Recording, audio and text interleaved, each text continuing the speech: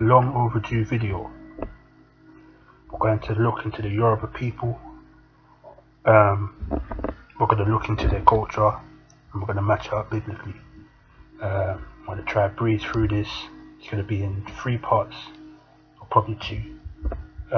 First part is going to be their history. Second part is going to be their culture, and third part is just going to be everything in between. And what I present to you today is that the Yoruba people are from the northern kingdom of Israel. They are still practicing the culture there till this day.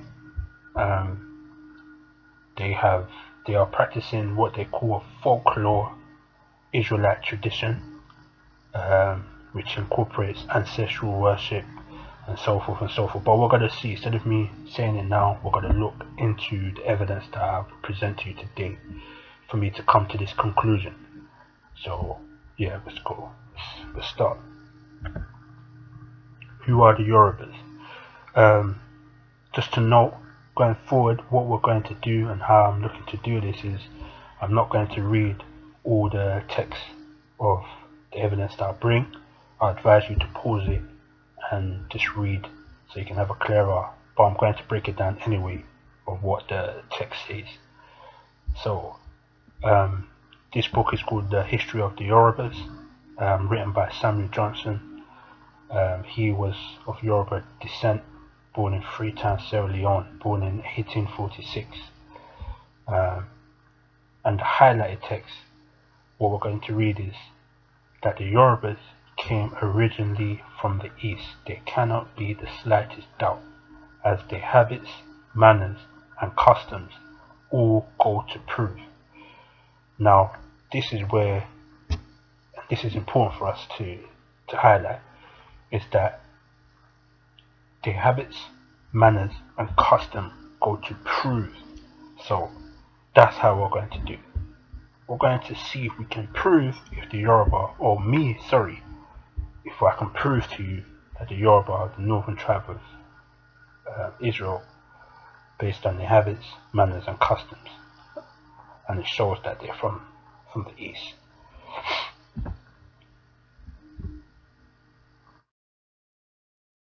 Again, I advise you to pause and read some of this text, but the highlighted section of this text says, let me break down what this is. This is from the same book of The History of Yorubas, and particular sultan called Sultan Bello from Sokoto, a Fulani sovereign or Fulani king or leader over the northern part of Nigeria. He had information on who the Yoruba were, or their information on who the Yoruba are, and in it he says that the inhabitants of the province Yoruba, it is supposed originated from the remnant of the children of Canaan, who were of the tribe of Nimrod. That's literally most the important part for us to go forward. So according to the Sultan Bello of Sokoto, he believes that the Yoruba people, or the province of that area, are the children of Canaan and were the tribe of Nimrod. We know, or I know according to scripture, that Nimrod was a Cushite. His father was Ham, however he was a Cushite. So obviously we know that this is not exactly right, however it's still good enough for us to go forward. Here is a book called The Yoruba of Southwestern Nigeria by William Russell, produced in 1969. Like I said, pause and read, but the highlighted point for me is at the bottom where it says earlier writers had noted similar Jewish customs, one identifying Yoruba as one of the 10 lost tribes of Israel. Okay, and the more contents of this book, it just shows that there's much speculation of where the Yoruba originated from, because of, like Samuel Johnson said, their customs and their mannerisms kind of shows that it's very unique amongst their neighbors, especially the the brass castings that they found. They even said that it didn't come from Yoruba land, that Europeans went there and created. But we'll see these cast brass things going forward. So this is a book published by Derek Lane. The title of the book is Origins of the Yoruba Lost Tribes of Israel. I'm going to go to the highlight bit. It's not even highlighted, but the section that is of importance. He basically matches up with what we read previously, or what the guy says previously in William Russell's, that was published in 1969. He says here that scholars relied more directly on the available traditions of Yoruba origin, and they did some comparative research between Yoruba, ancient Mediterranean, and Israelite cultures. Okay, it says on the basis of this evidence, they suggested that the Yoruba migrated from far away, either from Phoenicia, the Mediterranean world, Egypt, or Nubia. Now, this is all we need. So going forward, we're going to be doing the same thing, just as the other historians did from long time. They've used the open, Yoruba traditions, customs and cultures that we've read to match up with Israelite cultures. This is a book from Derek Lane also. This guy is basically an expert in the field of West Africa, the Sahara kingdoms, and he has done a good job, should I say. He's very, very open-minded on his perspective, and yeah, take a look at some of his work, and use it as a tool for you to find out more information on wherever you're looking for it when it comes to West Africa. So, according to the text that I've come across and read, you get the same statements from these historians relating to Yoruba people, that they either came from ancient Egypt, Kemet, Misraim, which is Egypt as well, Israelite Canaanite traditions or culture, and ancient Mesopotamia, which is the ancient Near East. And from all these three, this is what we're going to see we can find within the Yoruba culture. So this is a traditional king list from Yoruba tradition. This is in Derek Lane's book. What Derek Lane presents is that the Yorubas have incorporated Assyrian and Babylonian kings from the perspective of the Israelites, and you see that there's Assyrian, Babylonian, and Israelite kings in their king list, all in Yoruba names, but he managed to match it up based on the stories and the times as when it happened. And we're going to look into this a bit further, but for us to focus on is that the Yoruba have put Nimrod as their first king, and this here is where we're going to start with the comparative research with Yoruba and ancient Israelites. So let's go. So, the east origin of ancient Israel. So like I said, I'd advise you to pause and read. I'll give you a few seconds.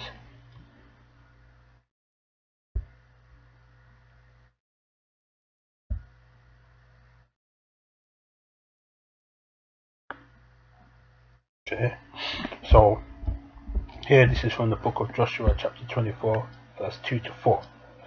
In here, Joshua is talking to the children of Israel when they've now gone into the land of Canaan. They've subdued their enemies. God has bring them into the promised land. And here Joshua is reminding them of where their ancestors came from. And he says that their fathers dwelt beyond the rivers. Beyond the rivers is the Euphrates River, which is in ancient Mesopotamia. And he just gives them a background of what happened with Abraham, saying that the father called him out, drawed him out, and made him come to the land of Canaan. And then he said that he made Isaac and Jacob go through the land of Egypt, or Misraim. So we continue. Okay, so here on the right is the Fertile Crescent. This is suggested where civilization began, but we're going to look at scripture, so I advise you pause and read, please. And it says here, I'm going to break it down, that Cush brought forth Nimrod, and it says Nimrod was a mighty one of the earth, and he was a mighty hunter. Okay, therefore it is said, like Nimrod, the mighty hunter before Yah. Okay, and it says the cities he's built. So this we know that from the Euphrates River, ancient Mesopotamia was built by Nimrod, or Cushites and Shemites. And the Israelites knew this, okay, because it's in Genesis. Now, let's look at the king list of ancient Israel. Here we have the king list, according to the Bible, Chronicles. Chronicles is chronicles of mankind in a sense. However, we're just going to look from verse 1 to 10.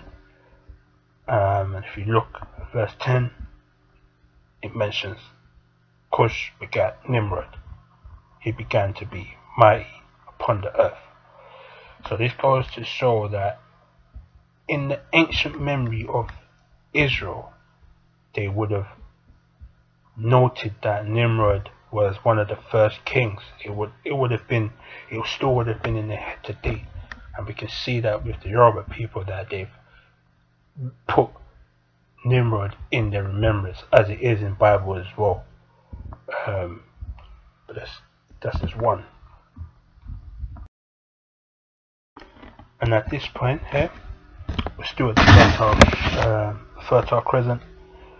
Here it just shows that everyone spoke one language. The earth, all the tribes came and spoke one language, which is important because we're going to use that to verify the Afro-Asiatic language. The Sumerians were a Cushite and Shemite tribe. There wasn't two tribes at one point. They were all one tribe. They all had one house. They were the tribe of Noah, basically. Yeah.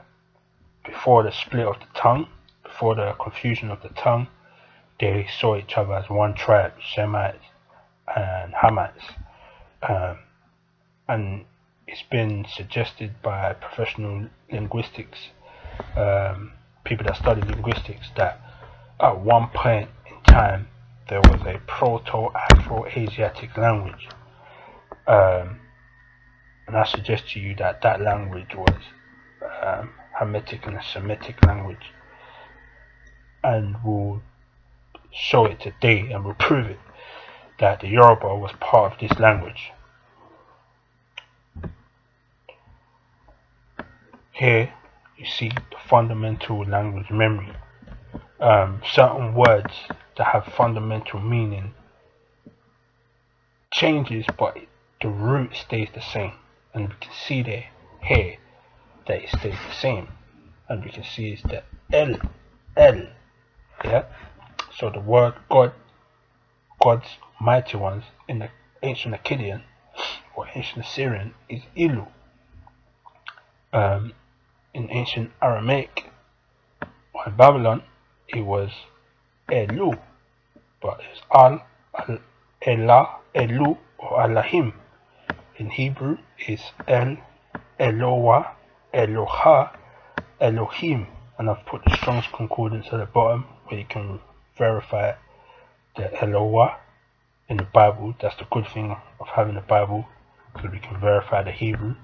In Arabic, we know that Arabic comes from Aramaic, and it's Allah and Allah, and with the Yoruba you see the Olu, Oluwa, Olorun, Eledumare or Olodumare, and we can see I've put the red, which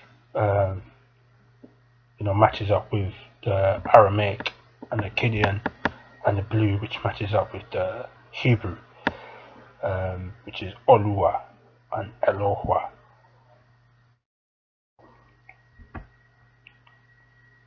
It just confirms this is from another book. Please pause and read.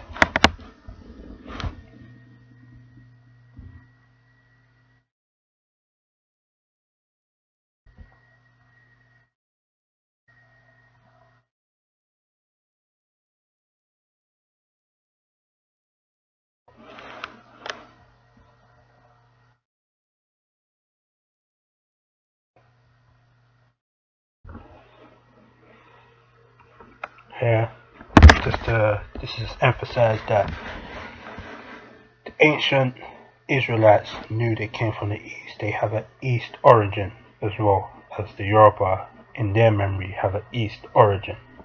Obviously with the Yoruba they're saying Mecca, but we can understand that it's beyond Mecca because of their language, and we can see with the ancient Israelites they would have said east as well.